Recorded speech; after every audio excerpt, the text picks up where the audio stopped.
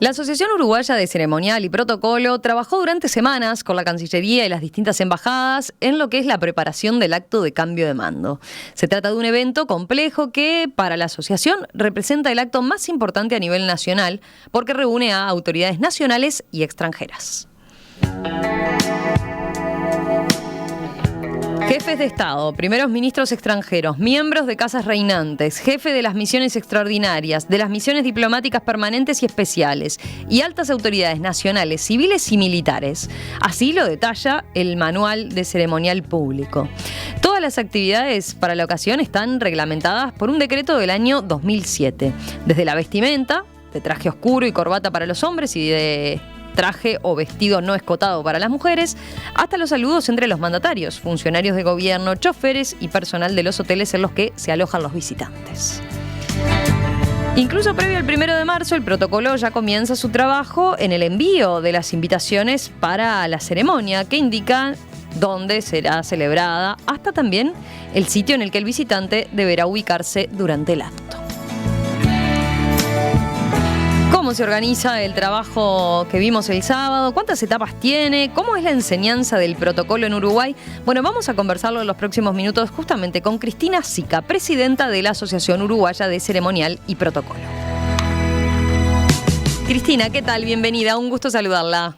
Muchas gracias por el interés en la asignatura, que para muchos es una asignatura pendiente y tal vez no le dan la relevancia que tiene hasta llegado este momento. Exacto, es que quería preguntarle por eso, a ver, para quienes no conozcan la existencia de esta institución, ¿no? De la Asociación Uruguaya de Ceremonial y Protocolo, comencemos contando, si le parece, qué es, ¿no? ¿Qué es y cuándo se creó?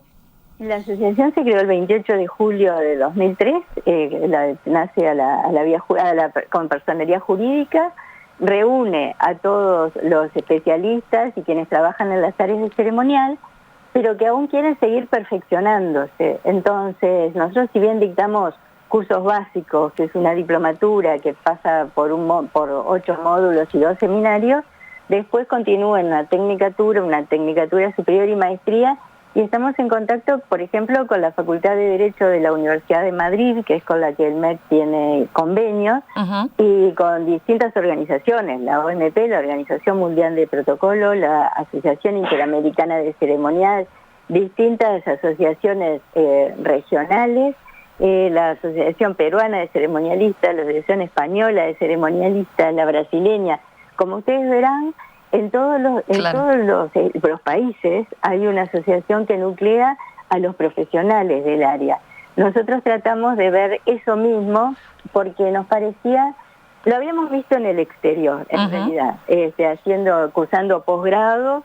Yo soy doctor en diplomacia, si bien estamos de la facultad con un conocimiento profundo en derecho diplomático, derecho internacional, después la carrera se transformó en relaciones internacionales, y apuntó más a un área comercial que a esto que nosotros traíamos. Entonces, eso había quedado como privativo de la Cancillería, de los cursos, a los nobles ingresos al servicio exterior. Y lo que nosotros nos propusimos fue abrirlo a las empresas, al ámbito social e institucional y a las necesidades de los distintos medios y ámbitos. Por eso es interdisciplinario, porque lo han cursado de las más diversas profesiones. Nos han convocado a dictarlo in company las distintas cámaras, instituciones del Estado, empresas privadas, o sea, nos hemos acercado a todos los que lo han solicitado, que lo consideraban una necesidad, claro, para un corte de cintas, para recibir autoridades. Eso le iba a preguntar, a ver, ¿en qué ámbito se desempeña hoy un profesional de ceremonial y protocolo? En todos, porque además tiene que tener lo que nosotros le decimos el expertise en organización de eventos, que es lo que nosotros también dictamos, y justamente para eso se elabora una checklist que comprende todos los detalles para que nada quede librado al azar, porque siempre surgen imprevistos. Entonces es conveniente tenerlo todo ajustado a ese momento. Y además, lo que yo les agradezco es que mucha gente desconoce que nos rige el decreto 435, que en este caso, en el artículo 24, habla de la transmisión del mando presidencial. que es el evento más importante, es el acto más importante. Pero así como eso nos plantea los símbolos nacionales, la ubicación de los mismos, cuáles son. Sí. A veces, Ahora capaz que podemos ver en detalle, sí, se nos escapa, ¿no? Sabemos que eso, o si vemos la ceremonia cada 5 años, podemos intuir que eso está escrito en algún lado, ¿no? Que no es siempre al azar, que está todo muy cuidado, pero específicamente es bien detallado el decreto, ¿no? El decreto del año 2007. Pero quería preguntarle, a ver, primero, para ir a lo que fue el trabajo de ustedes en esto, en la previa, quizás, a la asunción de mando. Por ejemplo, es, como yo decía, efectivamente la instancia más relevante para ustedes desde el punto de vista de ceremonial y protocolo, ¿no?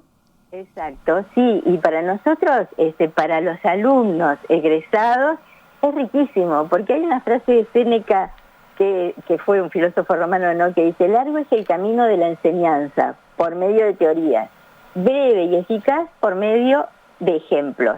Entonces, qué mejor que estas circunstancias en las que se ven todo, desde el cursado de invitaciones, la lista de las invitaciones, luego para las respuestas, para hacer las acreditaciones. Eso, a ver, primero, una consulta previa le hago para que se entienda. ¿Cómo es el vínculo entre Cancillería ahora y la Asociación Uruguaya de Ceremonial y Protocolo? Bueno, justamente celebramos un convenio de cooperación académica entre el Ministerio de Relaciones Exteriores y la Asociación Uruguaya de Ceremonial y Protocolo. Por esto que les decía, por la práctica tan importante para los egresados y también para los asociados.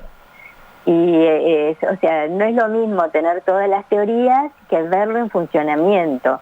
Y ahí se emplea todo, desde el tratamiento, las normas de urbanidad, que muchas veces lo que nos cuesta a los jóvenes es, aunque parezca mentira, con el tema del tuteo. Se ha tendido a tutear a todo el mundo y no diferenciar en el trato social un adulto mayor, una persona de cierta jerarquía.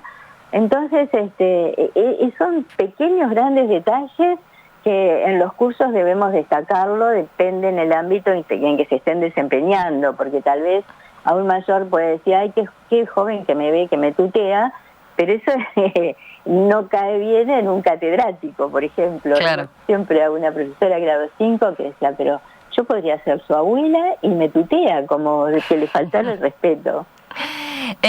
Hay una consulta antes de seguir con lo que implicó el cambio de mando. ¿El protocolo es el mismo o más o menos el mismo en todos lados? ¿O cuánto pesa la impronta local, por ejemplo?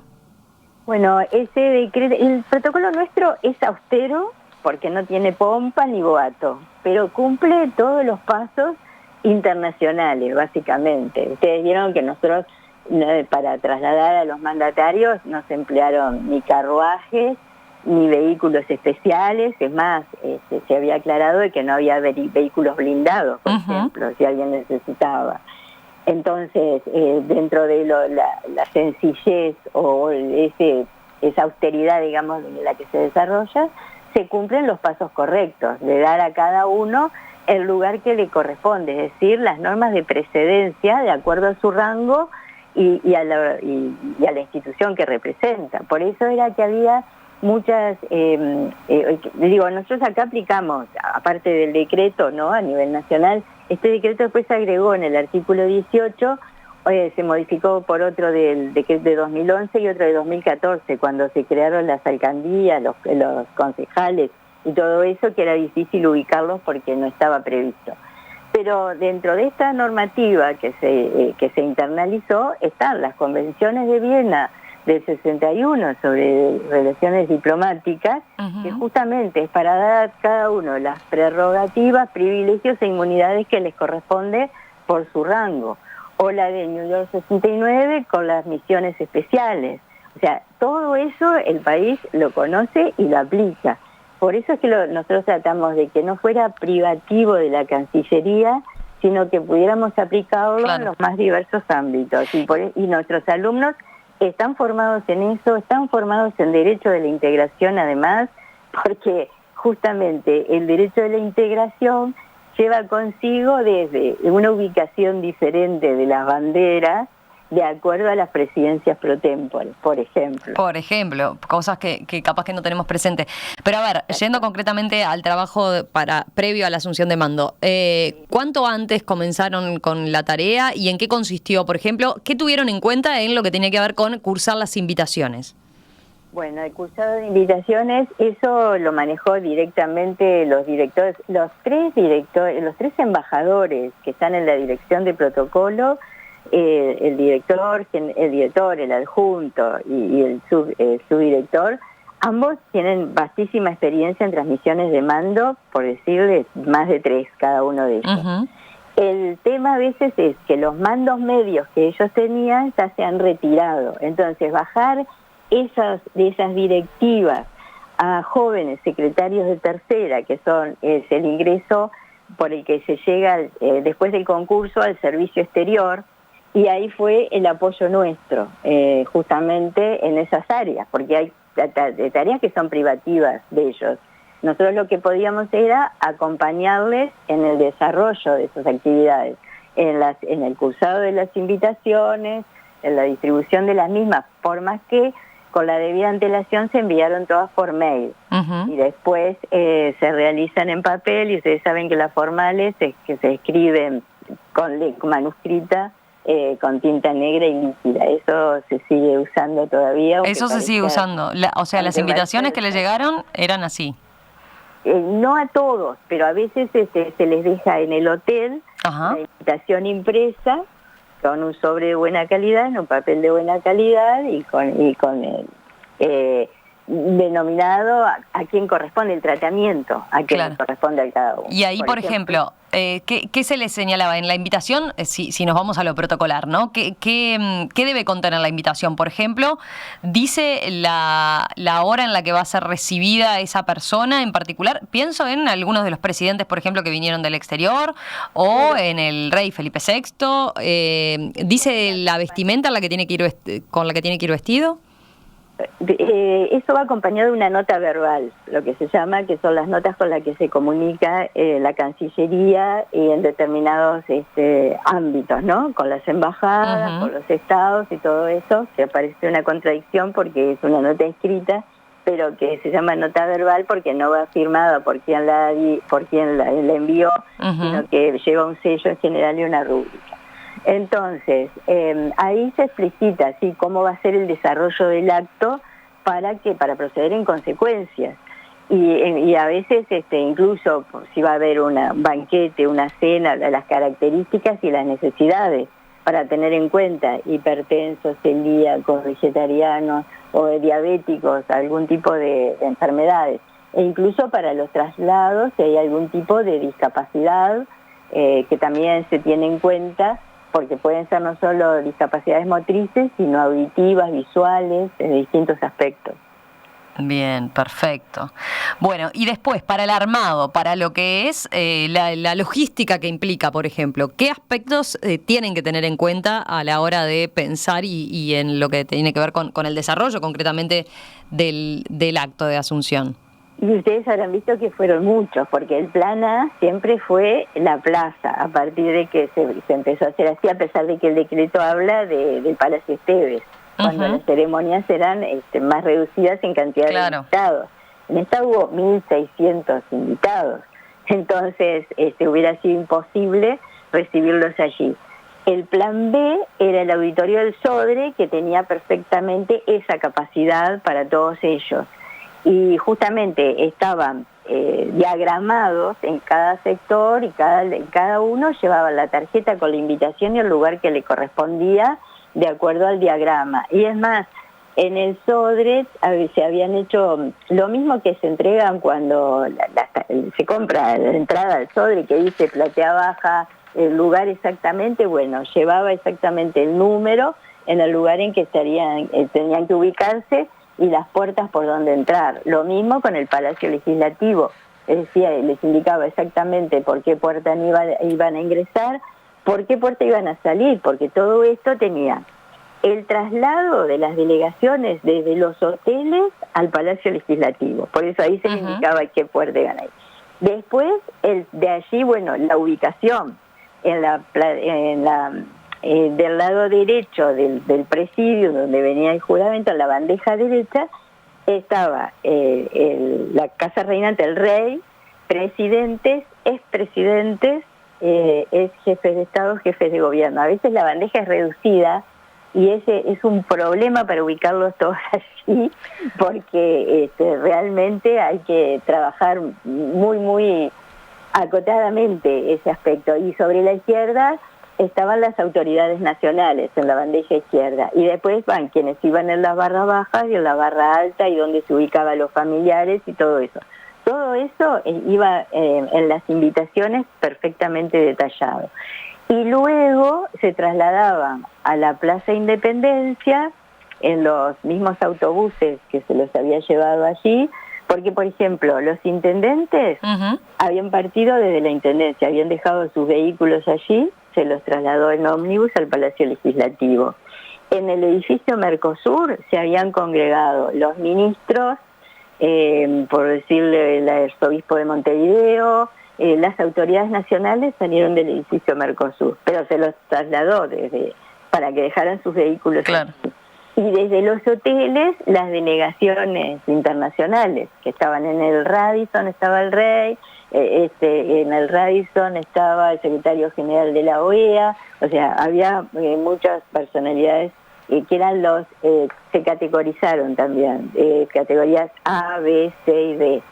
Entonces, ¿eso qué implica? ¿Qué diferencias hay en las categorías? Yo le iba a preguntar a propósito del rey, por ejemplo, ¿no? En esa, cuando se sienta junto a los presidentes de los demás países, ¿tiene igual una categoría especial? El rey, jefe de Estado, estaba como jefe de Estado. Como jefe de Estado, no tiene ninguna distinción por el lado monárquico, digamos. No. Nosotros decimos casas reinantes, jefes de Estado, jefes de gobierno, pero en realidad él estaba como jefe de Estado. Bien. Y creo que fue cuando el presidente Orsi nombra detalladamente a los jefes de Estado, jefes de gobierno, expresidentes, pero a veces se hace como una referencia especial. Cuando uno inicia un acto, trata de nombrar a quienes tuvieron la amabilidad de responder a la invitación. Entonces es muy importante detallar a todos, porque si alguien vino de lejos y no es nombrado en esa instancia, es como que es un agravio. Entonces, en términos protocolares y ceremoniales no está bien visto eso. Está pésimamente visto, a tal punto que la persona puede levantarse y irse. Si no me nombran es porque no estoy, si no estoy me levanto y me voy. No lo he visto, pero tratamos de enseñar a quienes ofician de maestros de ceremonias o quienes tienen que hacer alocuciones con esas características, que es muy importante que tengan el detalle de los asistentes y de los que están presentes. Y a veces en nuestro medio, que falla la puntualidad y los ven llegando, es muy importante que el maestro de ceremonias, por ejemplo, conozca las caras y los nombres de los que están llegando, o quien está encargado de la organización se lo anote y lo haga nombrarlo. Claro. Porque eso es importantísimo. Si le parece, hacemos una breve pausa y enseguida a la vuelta le pregunto sobre ese aspecto. Por ejemplo, la puntualidad. ¿Cómo se tiene en cuenta el timing de un evento tan importante? ¿Y qué pasa con el que llega tarde? ¿O no llega tarde y estaba todo previsto? Bueno, enseguida hablamos de eso. ¿Qué rol juega el protocolo, por ejemplo, en un acto de asunción donde hay que planificar todo milimétricamente, en distintos escenarios y en un evento que tiene también una especial importancia diplomática? Hoy justamente nos estamos adentrando en un tema que llamó la atención quizás de muchos de nuestros oyentes, de nosotros mismos durante la cobertura del cambio de mando que se sucedió el sábado pasado. Estamos conversando con Cristina Sica, presidenta de la Asociación Uruguaya de Ceremonial y Protocolo, para entender justamente en qué consiste esta tarea. Cristina, una consulta antes de seguir. Quizás hay quien puede preguntarse, bueno, ¿por qué es necesario el protocolo? ¿Qué pasaría si no existiera, digamos, no? Porque le hago la pregunta porque capaz que para mucha gente es algo que está obsoleto, ¿no? Que es de otro tiempo, ¿no? Que hoy nos regimos de manera distinta, pero ¿por qué sigue teniendo una función importante en un acto como este, por ejemplo? Porque el protocolo es nada más y nada menos que orden, significa eso, ordenar, porque es justamente dar a cada uno el lugar que le corresponde por sus prerrogativas, privilegios, inmunidades o por rango. Entonces, eso sería como hacían en Versalles antes que existieran las precedencias. Entraban cada uno, cuando se reunían los diferentes estados emergentes ahí surgiendo, entonces aparecía cada uno por las distintas puertas del Palacio de Versalles y se sentaban todos a la mesa, porque no existían las precedencias. Claro. Luego de la Convención de Viena de 1815 empieza a regir eso y ya es otro orden que se le da a las instituciones. Pero el protocolo del Código de Hammurabi es antiquísimo, o sea, existió desde las más remotas civilizaciones. O sea, siempre hubo unas jerarquías a la que respetar. Lo vemos en la Última Cena, a la derecha de quien está, claro, la derecha de Jesús, o sea, en todos los ámbitos, en el ámbito familiar, quienes se sientan en la cabecera, los abuelos, los padres, en todos los ámbitos. Y lo que en otras universidades se desarrolla con más detalle es el protocolo académico, por ejemplo, con las investiduras. Nosotros no estamos acostumbrados, ahora lo han tomado las universidades privadas en nuestro medio, pero por ejemplo, a mí para los que teníamos maestría y doctorado, pasamos a integrar la Facultad de Derecho de la Universidad de Madrid, el grupo de investigadores, que fuimos declarados, yo soy el número 12 de la Academia Internacional de Ceremonial y Protocolo, y ese acto se realizó en la Facultad de Derecho de la Universidad del Escorial en febrero de 2023, y entre ellos, aparte de los directores de la cátedra de Historia del Derecho, está el rector de la propia Facultad del Escorial, de la Facultad de Derecho del Escorial, que es un sacerdote agustino que tiene varios doctorados. Y entonces, lo que quiero decirles es que personas de gran relevancia intelectual y académica siguen trabajando estos temas, investigándolos y bajándolo a todos los niveles y haciéndolo accesible a todos. Eso es lo que no por eso nosotros nos quedamos en la parte histórica y de la nobleza, y eso lo dejamos para la revista Hola, pero seguimos trabajando en las actividades que se desarrollan y traemos a nuestro medio lo que es necesario conocer quienes van a salir a hacer negocios, por ejemplo. Eso es un punto importante. Acá tenía preguntas sobre otros ámbitos de desempeño. Ahí nada más y nada menos, ¿no? En instancias para hacer negocios conviene saber de protocolo. Exacto, porque hay todo un tema de interculturalidad, justamente en eso, en los saludos, en la puntualidad nomás. Bueno, quedamos con ese tema, ¿no? La puntualidad. Exacto. En nuestro medio no se toma como una falta de respeto la impuntualidad. Sin embargo, el cursado de invitaciones en nuestro medio es de 15 días más o menos. No, en Europa se toman como un mes antes, porque la gente tiene la agenda prevista y más las personalidades. Nosotros los primeros en responder la invitación fueron el rey, su majestad Felipe VI, y el presidente Lula. Fueron los primeros en responder las invitaciones y bueno, y el rey fue justamente de los primeros en llegar. Bueno, ahí justo tengo una pregunta sobre eso. Sí. ¿Por qué el rey llegó primero que Lula y si ahí había alguna distinción, por ejemplo? Y no, creo que estaba previsto de acuerdo a sus actividades, su agenda, el vuelo que llegó por en la base aérea número 1 y todo eso, ¿no? Porque estaba prevista, también lo recibió el presidente saliente, el doctor Lacalle Pou, lo recibió en una... No, pero yo me refería al Palacio Legislativo, a la llegada, por ejemplo, al Palacio Legislativo y después los saludos en el Palacio Esteves. Bueno, allí estaban previsto el orden de los vehículos.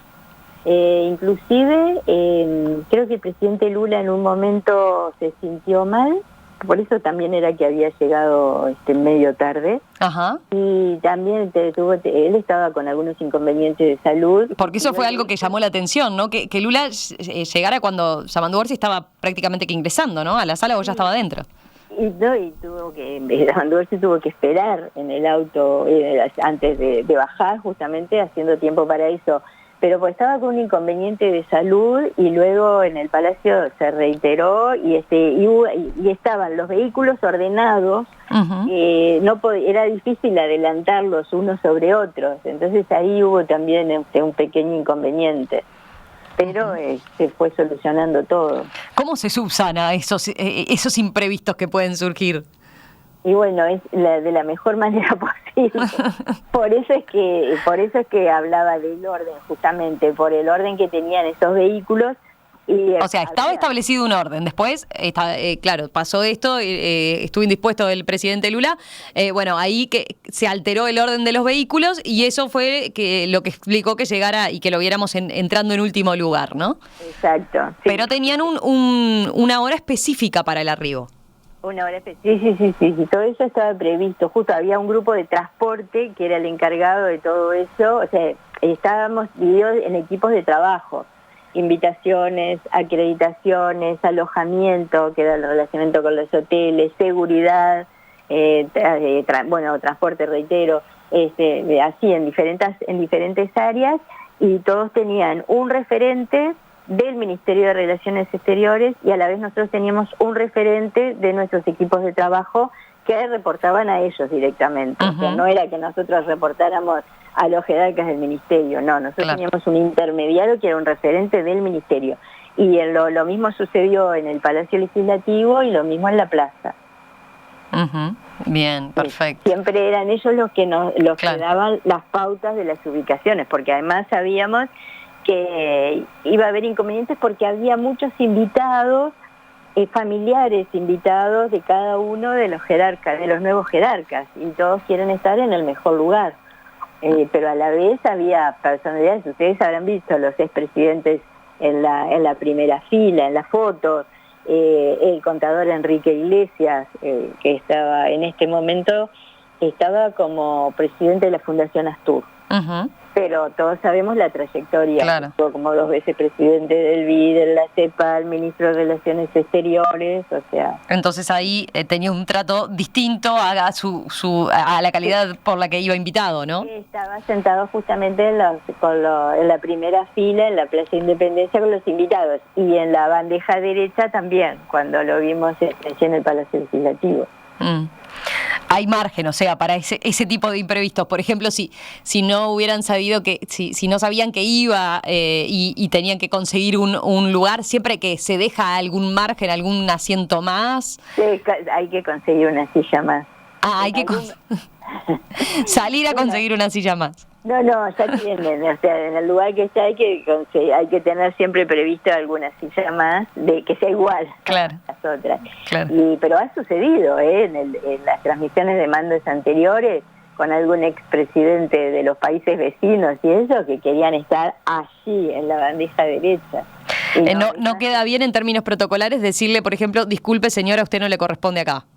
Claro, hay que buscar la forma, que es lo que las alumnas y exalumnas me decían, porque es difícil decirles, porque todos querían determinado lugar y no les correspondía ahí, y lo tuve que... Los connacionales, digamos, lo entendieron, porque dicen, no, lo llevamos a donde están las autoridades sin problema.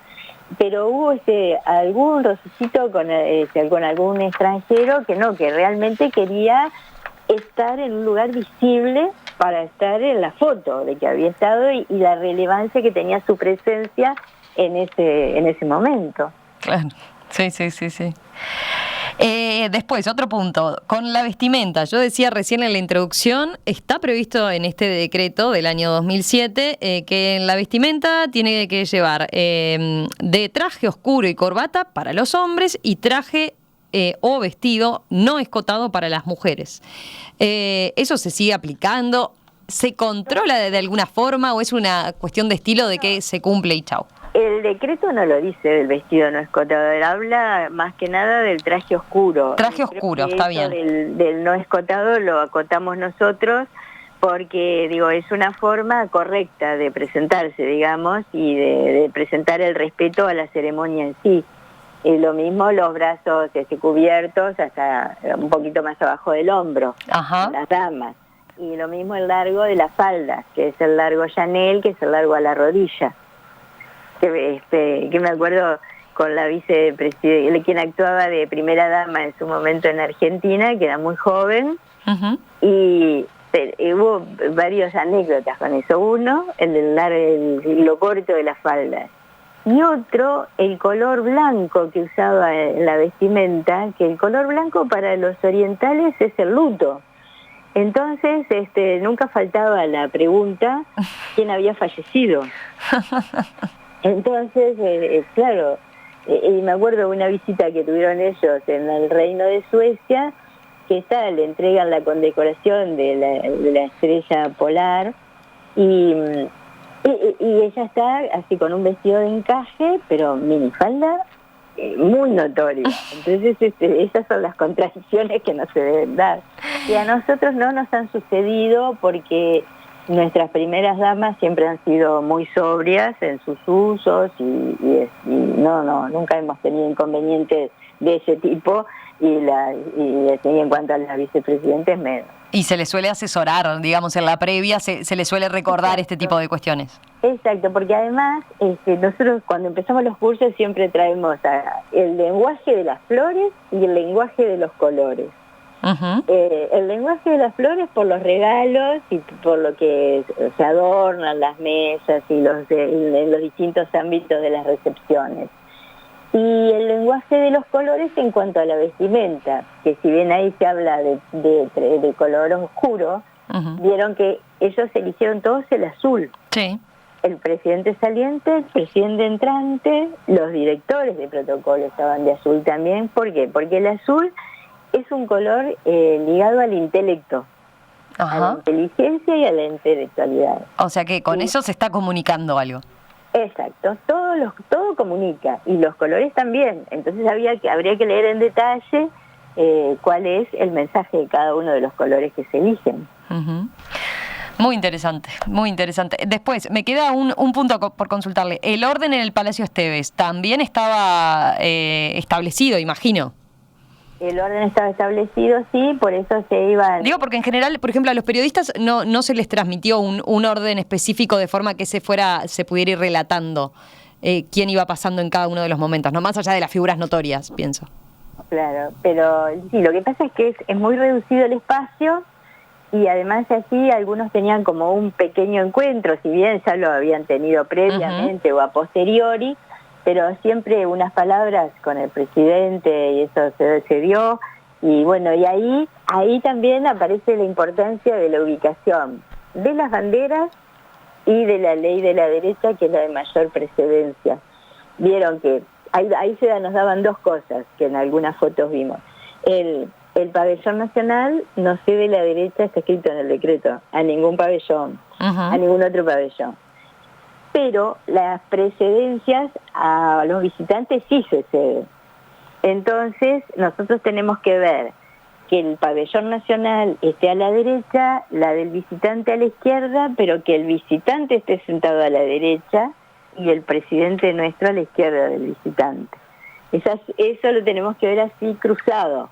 A veces, de pronto, quien estaba ahí en protocolo no tuvo tiempo de indicarle, usted tiene que sentarse aquí, tome asiento por aquí.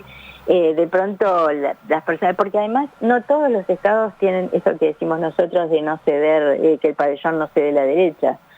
La bandera española, por ejemplo, la cede a otros pabellones, como un símbolo de respeto o de rendirle homenaje al visitante. En cambio, en nuestro decreto está escrito específicamente, pero sí a la persona, o sea, porque las precedencias se ceden, justamente quien quiere ceder la precedencia le otorga a la derecha, como un símbolo de respeto. Bien, perfecto. Ese es otro detalle que seguramente no teníamos presente, que se nos escapa. Y después, para culminar con todo lo que implica, ¿no? Porque seguramente ustedes siguieron trabajando también el domingo, ¿no? Porque las delegaciones internacionales, muchas se fueron el domingo. ¿Hay o existe un protocolo especial para la despedida de los jefes de Estado y de Gobierno? Sí, lo mismo que el recibimiento, porque si bien se les recibió con guardia de honor y todo eso, justo a los que se llevaban por la base aérea número 1, y con el que había mayor duda cómo se le iba a hacer la guardia de honor era el presidente de Armenia, que llegaba por buquebús al puerto de Montevideo desde Buenos Aires. Y bueno, claro, porque ¿qué pasa? Que los que llegaban en horario por la base aérea número 1 tenían los honores. Los que llegaban por el aeropuerto, pero por el pronto llegaban de madrugada, no iban a recibir los honores. Entonces había toda una compaginación de eso. Además el tema de seguridad para los traslados y todo, ¿no? Sí, eran muchos cabos que no podían quedar sueltos de ninguna manera. ¿Cuántas personas trabajaron en definitiva en todo lo que implicó este armado, la asunción como tal y el post-asunción? Y no menos de 500, porque por decirle algo, nosotros éramos 30, pero era todo el personal de Cancillería, más los embajadores que vinieron acompañando a los jefes de Estado de los lugares en los que estaban ellos acreditados como destino, los funcionarios de Cancillería, más los lugares en que hubo diferentes ámbitos, la cena para 50 comensales en el Radisson, o sea, los armados, o sea, tremendo fue el despliegue. Más todo lo de seguridad que estaba Sí, imagino ustedes tienen que coordinar mucho con todo el equipo de seguridad, ¿no? Con todos, pero con todas las áreas de seguridad del Estado, sí. Ustedes, bueno, habrán visto el tema de los drones y todo eso, cómo estaban controlando todo y lo que se había contratado para mayor seguridad y eso.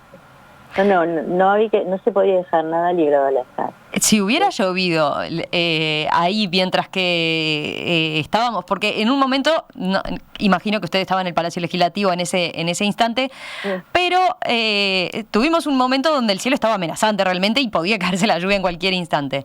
En un caso así, ¿cómo se podría haber resuelto? Estaba previsto el plan B, claramente, usted lo explicaba, para el auditorio, pero ¿había margen? ¿Con qué anticipación se podía prever una cosa así?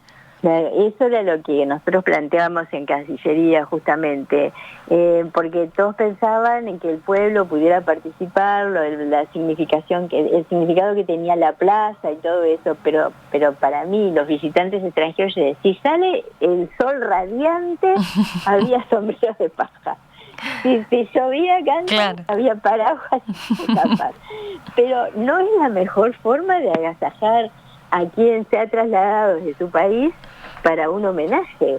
Entonces a mí personalmente me preocupaba muchísimo eso. En realidad el tiempo tuvo clemencia y estuvo nublado, no hubo un sol que fuera un calor espantoso como está haciendo ahora, y tampoco llovió, o sea que en eso fuimos unos privilegiados, porque en realidad podía haber sido algo caótico. Pero había margen como para, si salían del Palacio Legislativo y llovía mucho, llovía fuerte, sí, ¿se podían trasladar directamente al auditorio?